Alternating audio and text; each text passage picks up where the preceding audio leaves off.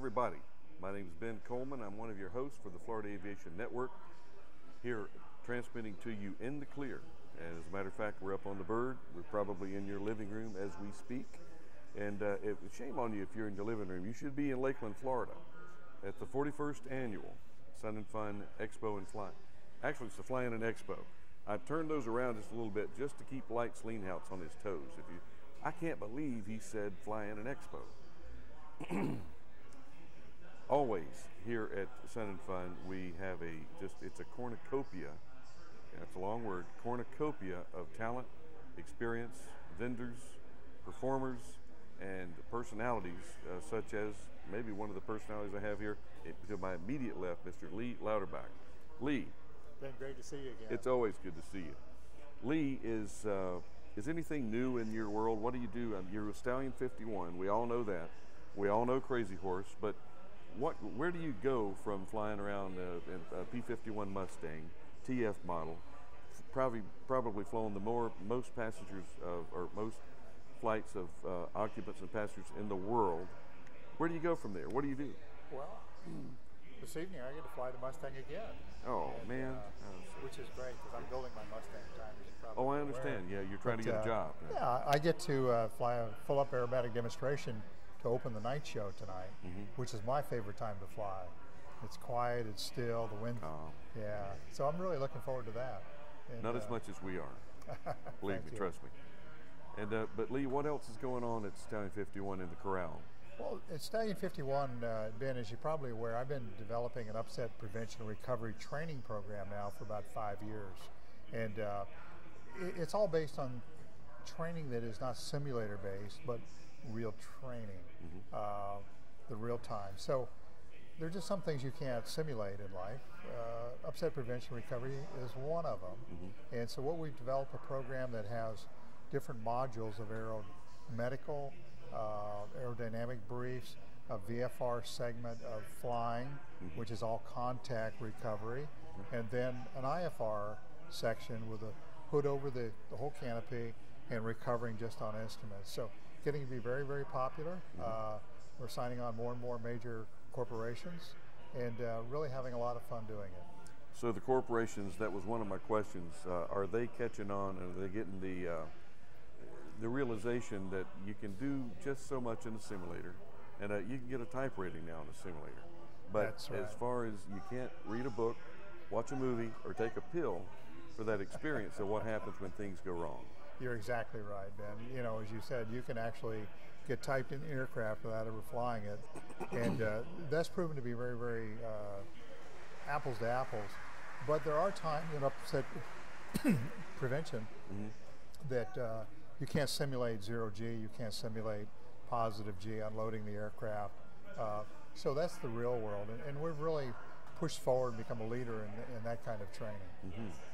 And at least some of the things are just so insidious, as far as even as gravity will cause things to fall down into an aircraft, into the floor and floorboards, and carpet, the seat backs, whatever slips you have.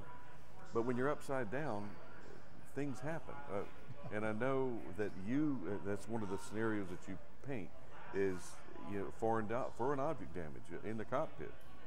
Keep a clean cockpit. Yeah, that's part of one of the things that you teach. Absolutely, Ben. It's one of the things that, the average, not being derogatory, but let's call him the average pilot today is more an automation baby than he is a stick and rudder skills. So. We're not politically correct here, Lee, so you can say that. Okay. But and that's the truth. Sure, it is. No cut to it, because automation has helped take aviation to where it is today. But it's not the cure for things when they go bad. I.e., an aircraft's in a deep stall, you're back to basics. Aircraft gets rolled over onto its back, wingtip vortice is back to basics.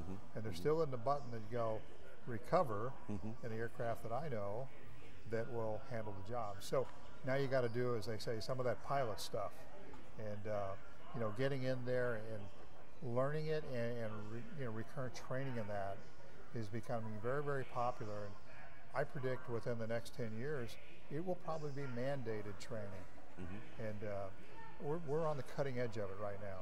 And what I would like to do to help you, Lee, personally, and as well as the staff here at Florida Aviation Network, is get folks to realize the necessity for recurrent training before it's a requirement. And that's one of the things that if our industry was a little bit more observant, they would do self-requiring rather than have it federally required and elected rather than shoved down your throat, because I'm a firm believer in that. And hopefully you do have return customers, not just one time, hey, let's just go down and go through upset training with Lee. Well, one of the nice things in the corporate field, they are used to initial training and recurrent training. And so that's an easy sell. But take it back to more of the general aviation side, more of the warbird side.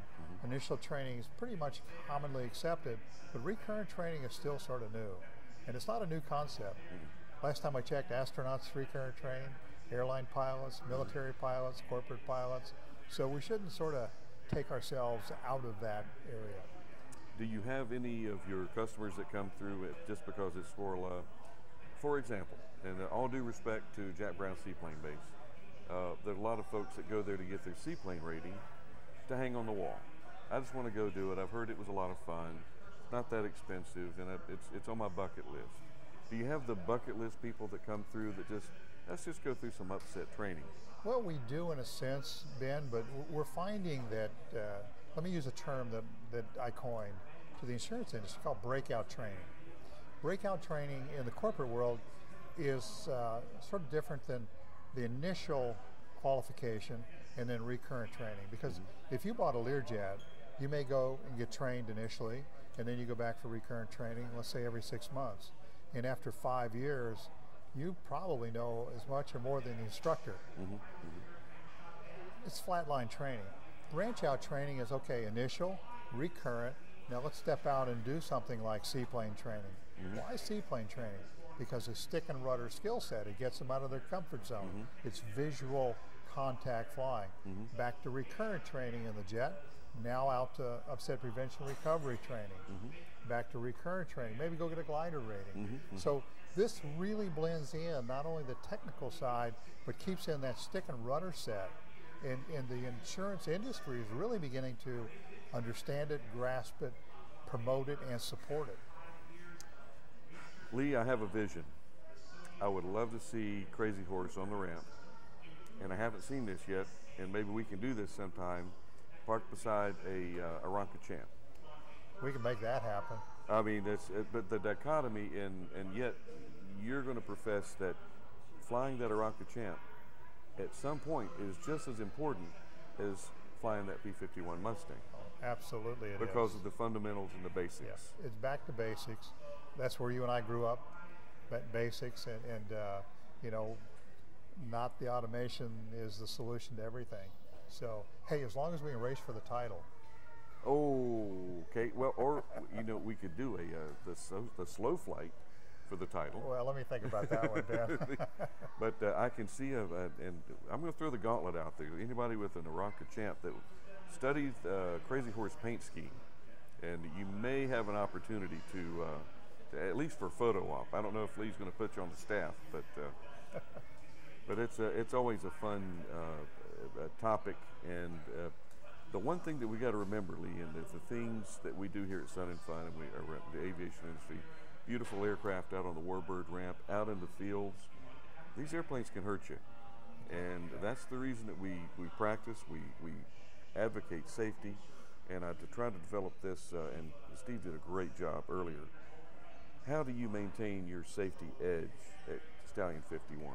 Well, Ben, in our case, it's teamwork, and we have modeled military forms of safety, airline forms of safety, and in the comfort zone of safety stand-downs are a perfect example. Let's not fly today. Let's talk about why we do the things and how we do the things that promote the safety of the operations. Another one's lessons learned. Let's all sit down. Hey, this happened to me today. Let's share that. So it's the term that's overused, culture of safety, but it's a team that's all pushing to doing it right. As I tell my guys all the time, the first guy that screws it up, we're all going to be doing something different. That's right. And that's a reminder to me to not do something stupid. Well, and the most important thing that I'm going to just use you as an example of a safety stand down, just because it's the right time to do it, rather than waiting for an incident or an event that says, okay, time out. We need to have a stand down, because that's usually in the military after an event. There's a safety stand down. Yeah, after the fact is not After the as fact. productive. And it's very, and I brought this up to a couple of corporations on a safety audit. Well, stand down, that's going to be expensive. We got these guys on salary. We need to be out making money. I said, well, how much money does an accident cost you? Yeah, or a loss of an right. aircraft, or worse, a life. So it's always, I do address Stallion 51 as the pinnacle of professionalism, and always have. We go back many years. I can't buffalo the crowd. Hi Lee, I'm Ben. Totally. But I've watched you grow. I've watched you expand, and you maintain that common thread of the safety culture. And the biggest thing is integrity, and I see integrity throughout your operation, and the upset training is just adding to that. And where are we going to go next, Lee? Well, I'm going to continue to push this upset prevention recovery training, because I think it's so important. And in the meantime, continue to have fun flying the Mustang, and the priorities of that have always been and will continue. The safety's number one, education number two, and fun's number three. And we're in the checkout training. If we're in orientation, it's safety, fun, and then some education, but safety's always number one. And for your checkout, when you check someone out in the P-51, of course, there usually has to be a need for that checkout. Either they bought one, they need to fly, they have to fly with you for insurance purposes, or but it's more or less to learn from the professionals the youth and education aspect of Stallion 51. The outreach, I guess, is the proper term these days. How much do you offer to the local community, or anyone that wants to come with kids that want to learn about aviation? Well, we're always pushing out. We're not a museum.